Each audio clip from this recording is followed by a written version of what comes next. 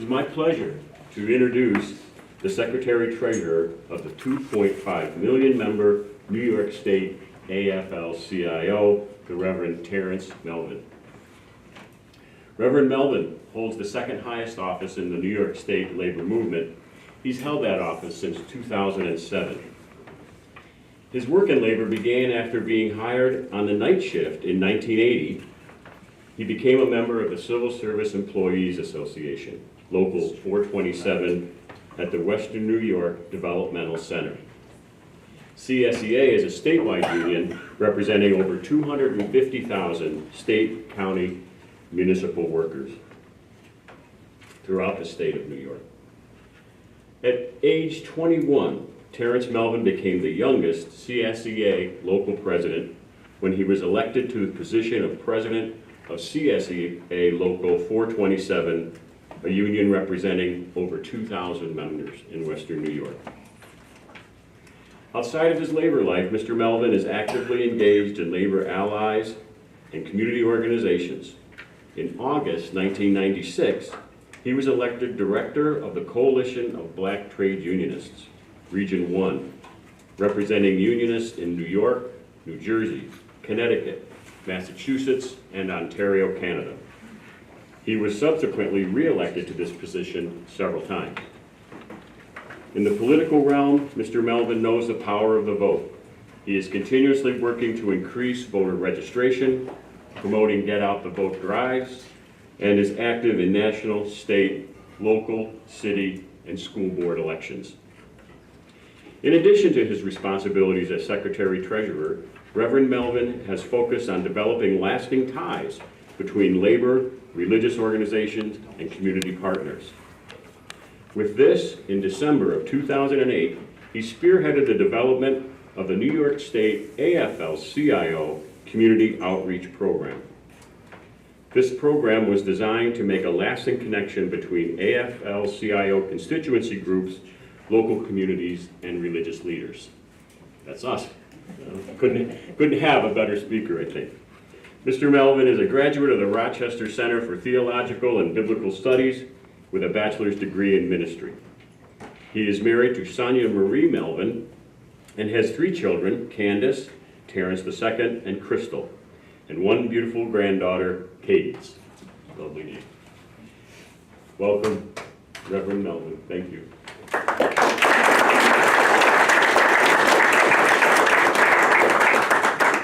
Good afternoon. Good afternoon. Well, we can do better than that, can't we? I mean, I know half of the day is gone. We're about noontime, haven't eaten yet, but let's try this again. Good afternoon. Good afternoon. All right, now this sounds like a labor crowd, sounds like a religious crowd, sounds like some folks that want to do some work. Let me, first of all, thank Ben for the introduction. I just can't wait to hear what I'm going to say after that introduction. All these great, wonderful things about this guy, and I was kind of wondering who he was talking about there for a while. But Ben, thank you so much. Thank you so much for the invitation to be here with you today. Let me say good afternoon to everyone, and it's a joy to be here, especially when the weather is like it is today.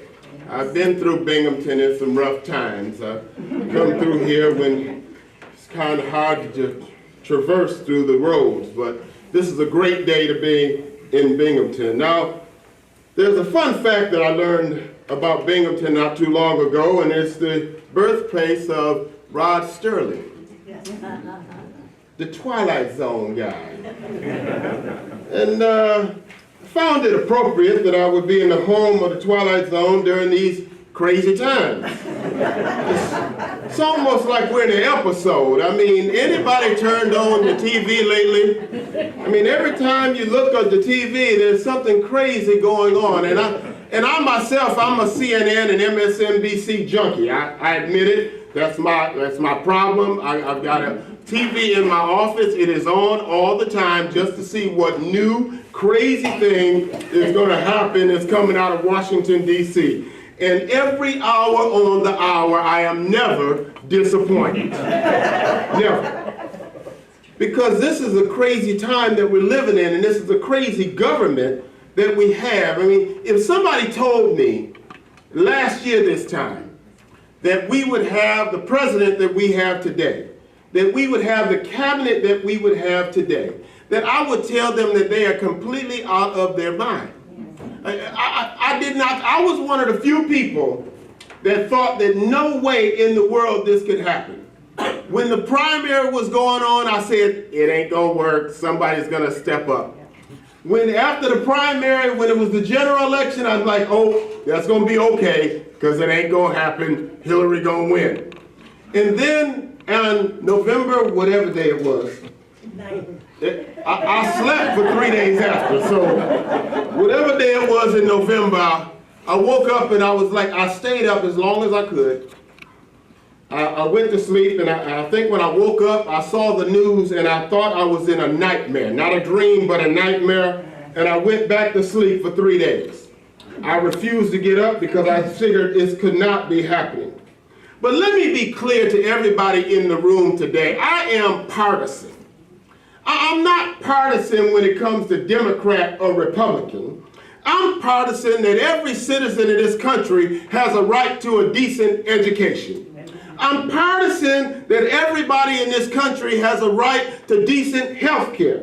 I'm partisan that everybody in this country has a right to a criminal justice system that looks at everybody the same and not different based on the color of your sin. I'm partisan that we should have an economy in this country that it is fair for everybody in this country. No matter what you do, whether you are a Fortune 500 company owner or whether you're the one that sweeps the streets, we ought to have an economy that works for everybody. Yeah. I am partisan, and I'm not ashamed of that. It's a part of my calling. When I was called into the ministry years ago, and to be a Baptist minister, I understood that it was more for me to do than to just get behind a pulpit and preach the gospel. I had an obligation to live the gospel. I had an obligation to reach out to those in need and help them where they needed help. So that is where this connection for me between labor and religion comes together. It is a connection that has been going on for many, many years. Many people don't understand that Reverend Dr. Martin Luther King, when he was assassinated, he was working, helping, and assisting on a strike. Garbage workers in Memphis, Tennessee. And many people don't know the reason why they went on strike. They had taken all kind of oppression. They were getting underpaid. They were abused on the job. But the reason why they finally went on strike is because they had been complaining for years about the equipment that they were using.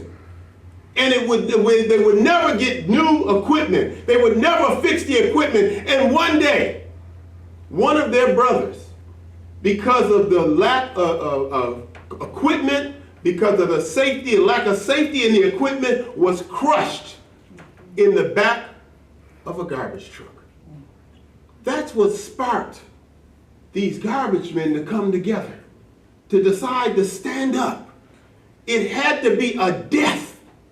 And when I looked at history and I looked at that and I studied that, I said that never would I allow a time to come where somebody has to die before I stand up and do what needed to be done for my community. So I pledged at that time, as I looked at that, what was going on, that I would do everything in my power to bring together labor and religion in our civic community, to do what is just and right, and do it because it was the right thing to do. Not because someone was forcing us to do it, but because we are all God's children. And we all deserve dignity and respect. Latin American priests advocated for revolutionary theology, where they said their faith required action against their oppressive government. Believe it or not, the Shalom monks in China who opposed the corrupt emperor of their time, they stood up. Time and again, we've seen religious leaders finding strength in their teaching and to advocate for justice. And we see organizers tap into their faith to find the strength to keep the fighting on. The two are connected. Labor cannot succeed without our faith-based institution, and our churches and mosques and synagogues cannot survive without healthy members. I understand a long time ago, as I said, that I can't stand in a pulpit and preach about your soul when you leave here if your stomach is growling. I can't preach to you about a God that loves everybody and saves everybody, and you don't have decent health care when you're in need. I can't preach to you and tell you about how good Jesus has been to me when you look around and you see a world that's criminalizing your brothers and your sisters. So we have a battle that we all have to do together. This is a collective battle. This isn't a one man, a one woman, or a one denominational battle. But this is a battle for all of us to come together. There's an old Union poem with this great quote: "The worker must have bread, but she must have roses too." Bread and roses is a common labor phrase. What it means is that working men and women need bread for their bellies, but also roses for their soul. The two are connected. It's not enough to just feed a person. Their soul, their spirit must be fed. Inversely, it's not enough to be full spiritually, but starving at the dinner table. We feed each other, and together we succeed. This is the path that we need to get back on. Of course, we'll have differences of opinion on certain matters. I'm a Baptist, and there are things theologically that I disagree with Catholics and Jews and Muslims. But we all love God.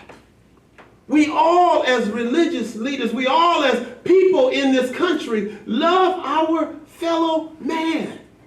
No matter what our theological differences are, we have to come together as one body to do what is just and what is right. So our commonality outweighs our differences. The same goes for labor. I might not always agree with what one union does or what the National AFL does, but we all love our working sisters and brothers. And we all want to be able to enjoy our lives and live by the traditional 8-8-8 model of life. That is 8 hours of work, 8 hours of rest, and 8 hours of leisure. It is in these 8 hours of leisure that we're supposed to be at our churches, at our mosques, at our synagogues. But with the economy today, many of us have 2 to 3 jobs just to get by. I'm not sure I know anyone who gets 8 hours of sleep anymore, except maybe college students. They seem to get what they need sometimes. We are losing the time we spend at services or with our families or in our beds to work in a day and out a day just to eke out an existence, just to survive, just to get by. Getting by ain't good enough, and together we can make a real difference. Together we can change the narrative. I'm sick and tired of hearing businesses use their faith as an excuse to deny health care. Amen. I don't know where the Bible says providing coverage is a sin. Now I know I don't know all 66 books of the Bible, and haven't mastered them all yet, but I don't know where in the Bible that it said. I know it says in the Bible that it's easier for a camel to go through the eye of a needle than for a rich man to enter into the gates of heaven. But I guess we're reading 2 different Bibles. I remember reading in the Bible where it talks about the rich folk. Talked about a man with a bumper crop one year. And when he had that bumper crop, some of you know what I'm talking about. When he had that bumper crop, he said, "Let me build some more barns to put my crop in." He didn't say, let me help somebody or let me bless somebody. But the moral of that story is, God came to him and said, this day, your soul is required of you. So what is that saying? While he was thinking about himself, Trump, while he was thinking about his own family, Trump, God told him, while you're trying to lift up something down here and keep something for yourself, today you are not going to be here tomorrow to see the fruits of your labor, because you were not a part of building something for the whole. I don't think any of us want to be in that position. And surely I do not want to be in that position. I want to be able to answer the question when it comes time for me to go before my Savior. And he said, what have you done for my people? I want to say that I stood up and did what was just and what was right. That I did not back down to those that wanted to oppress the people. That I made sure people had decent health care, a decent education, a decent place to live, and jobs that paid decent wages. The point is that we need our bread and our roses. We need to work together for a rising tide lifts all boats, and we are all on the same life raft together. I came out here today to reaffirm our commitment and connection to collaborating and working side by side for the good of all working men and women. Together, we can make America great. And I don't mean great again, but I'm talking about make America great. Because I don't think we've ever got to the greatness that this country has the potential to be. But if we come together, we can make America great. Many people know, if you look at your history, that when we went through the Great Depression in this country, it was the New Deal and it was labor and the union movement that made the middle class in this country. And it is no surprise that as the density of the union movement goes down, that the middle class is going down also. So we have to understand that there's a place at the table for all of us. And we've got to be here to stand up together. Great for all workers, great for all religions, great for all people and all backgrounds. In the eyes of the Lord, there's no hierarchy. They're just saints and sinners. And a part of doing the Lord's work is investing in our community, in our churches, in our synagogues, in our mosques, and in our families. I can't find a single verse in the Bible that said, hoard all profits and make people wages slaves.